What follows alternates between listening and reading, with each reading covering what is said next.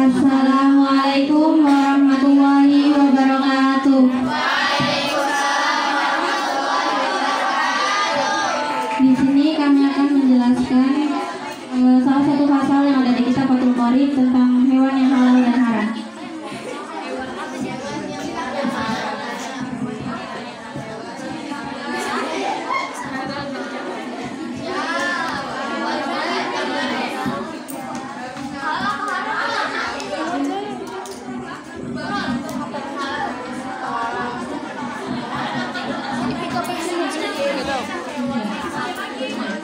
Bismillahirrahmanirrahim. Faslun utawi iki iku pasal suwiji wa kullu hayawani lan utawi saben-saben hayawan istaqobathu kang bilang-bilang bagus ing hayawan sapa al-arabu wong Arab fahuwa maka utawi hayawan iku halalun halal ilama angin hayawan warodda kang nentuaken opo asyar usyara bitahrimihi kelawan harame hayawan wa kullu hayawani lan utawi saben-saben hayawan istaghbathu kamilang-milang jiji ing hayawan sapa al-arabu wong Arab fahuwa maka utawi hayawan iku haramun haram ilama angin hayawan warodda kang nutuaken opo asyar usyara biibahatihi kelawan menangaken wayahrumu lan haram minasibai saking sato galak opo ma hayawan lalu kang iku kaduwe ma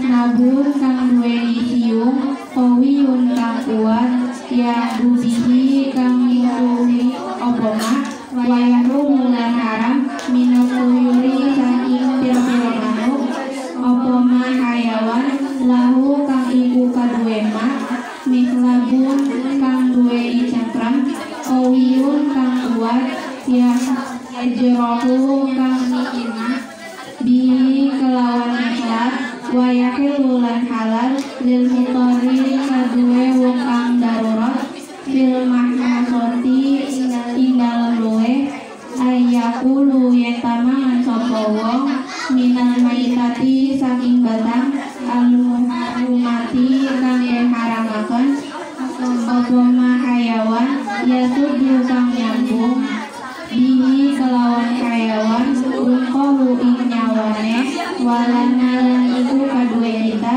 maitatani utawi batang loro ilalani den halalaken karone asamaku suwiji wal jarodu lan walang damani lan utawi getih loro iku halalani kang den halalaken karone al kabidu suwiji yaiku ati wa tehalu lan limpah.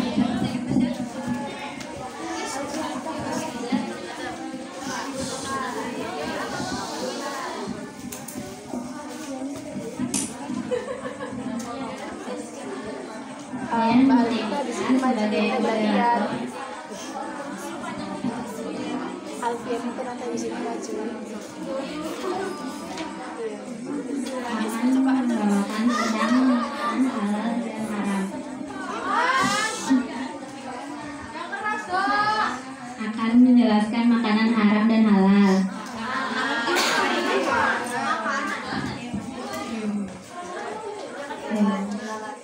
Hewan halal dan haram.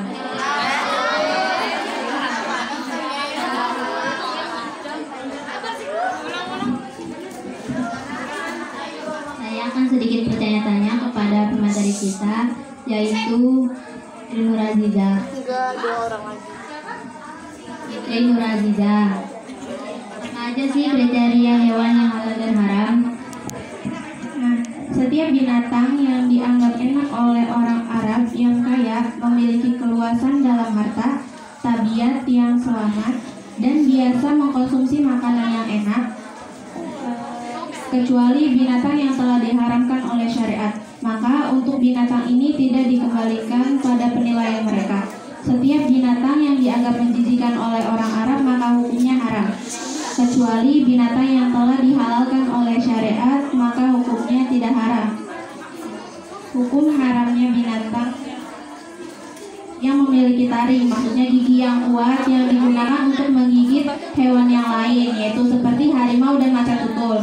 Terus hukumnya haram juga burung yang memiliki cengkram yang kuat, maksudnya kuku yang kuat yang digunakan untuk melukai hewan lain seperti burung elang, raja wali, dan elang hitam.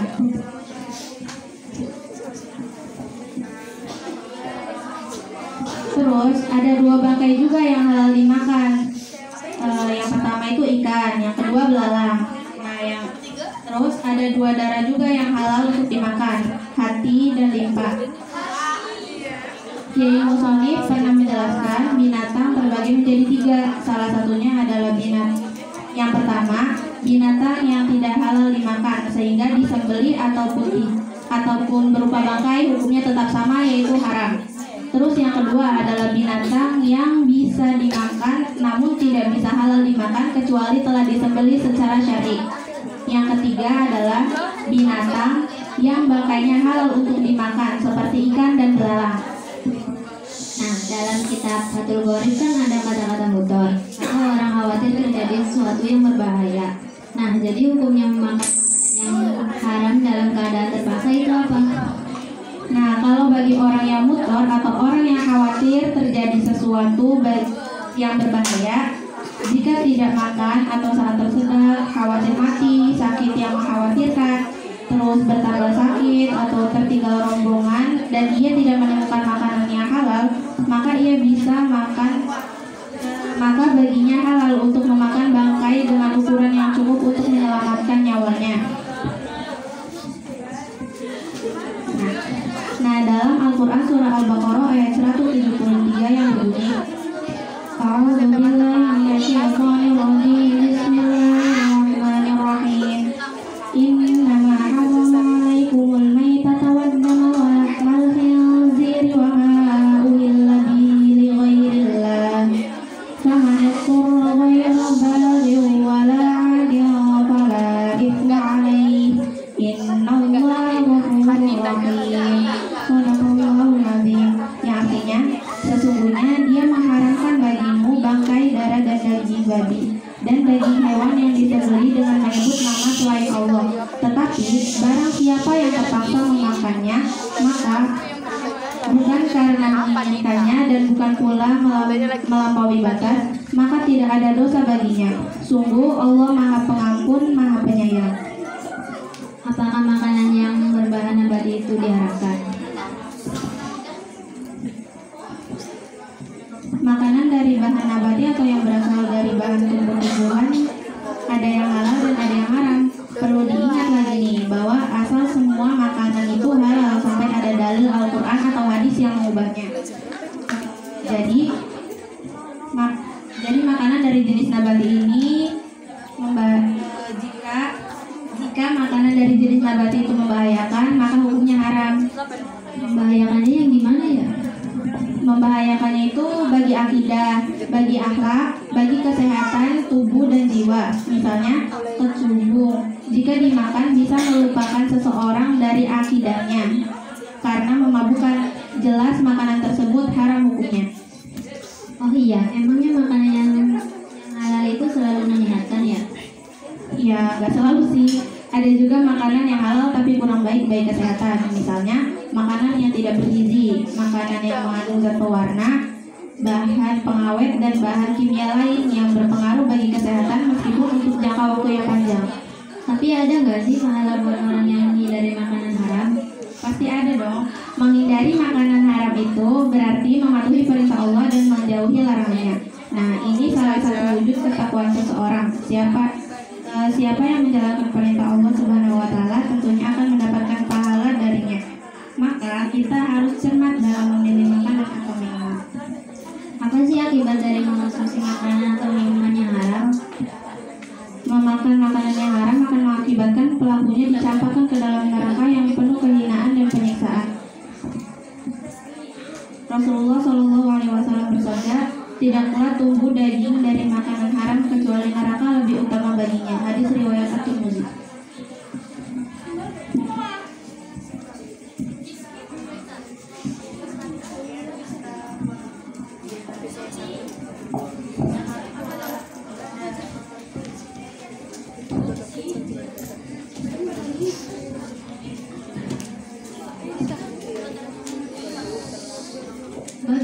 aku nggak bagi-bagi door prize?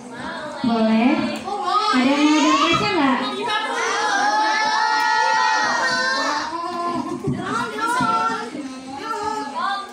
Nanti yang bakal ada pertanyaan ya.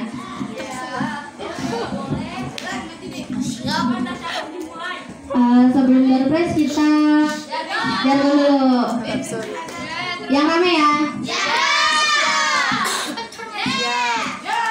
Hafla tasyakur akhir sana santri angkatan 233.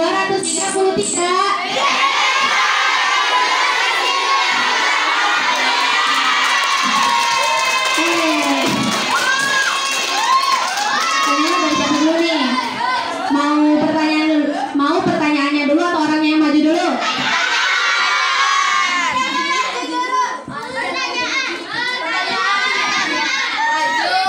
Gampang kok. Maju dulu ya.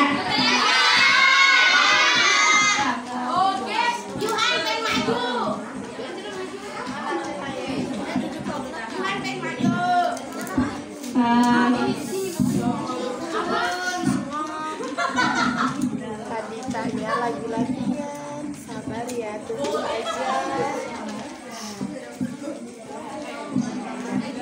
Dalam Al-Quran surah apa dan ayat berapa yang menjelaskan dibolehkannya memakan makanan yang haram bagi orang yang kotor?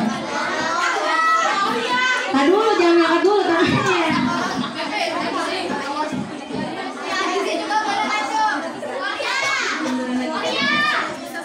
Hitung ya. 1, 2,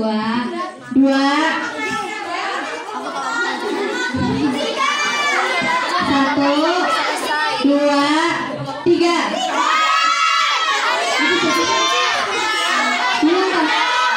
Bilang dari.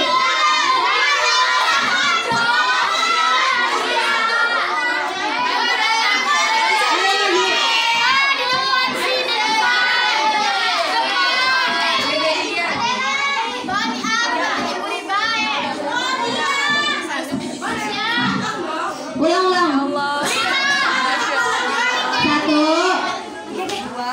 2, 3.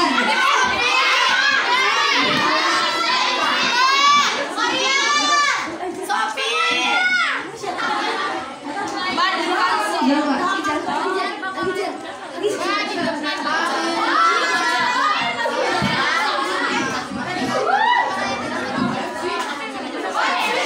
Perkenalkan, nama saya Zalfa. Jawabannya surat Al-Baqarah ayat 173.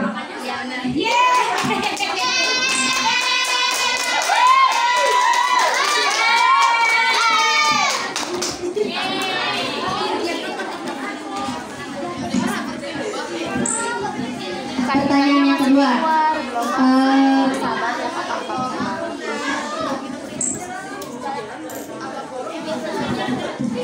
Ayo ke sini, ayo. Yang mana?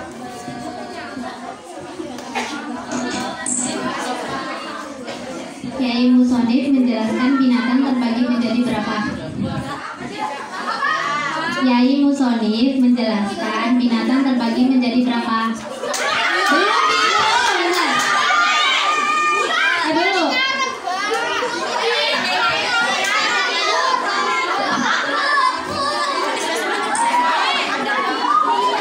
Satu. Turun tangannya. Turun.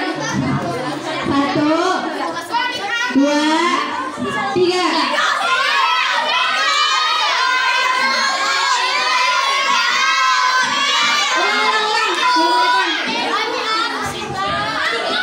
Satu, 2, 3. Maju.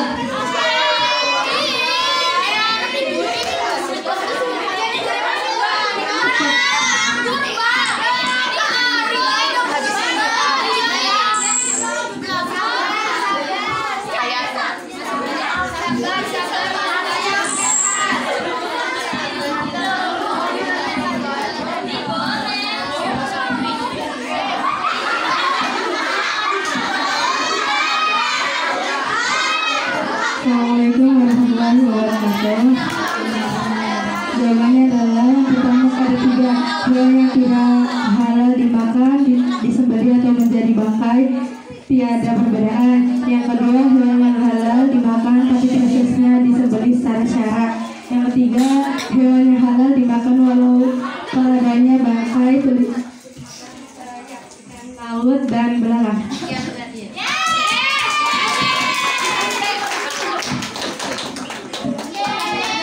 Ada satu lagi nih, siapa yang mau maju buat bacain jargon, nanti kita kasih satu hadiah kecil buat santri baru. Buat santri baru yang maju, satu orang aja.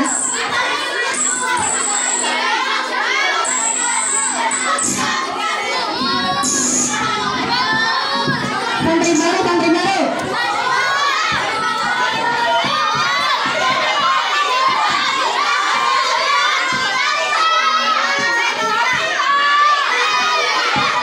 Talita.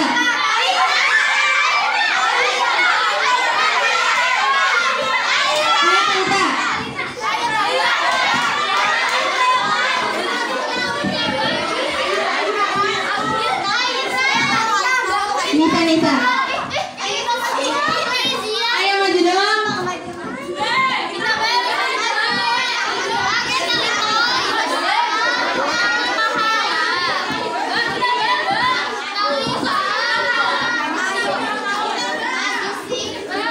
Siapa?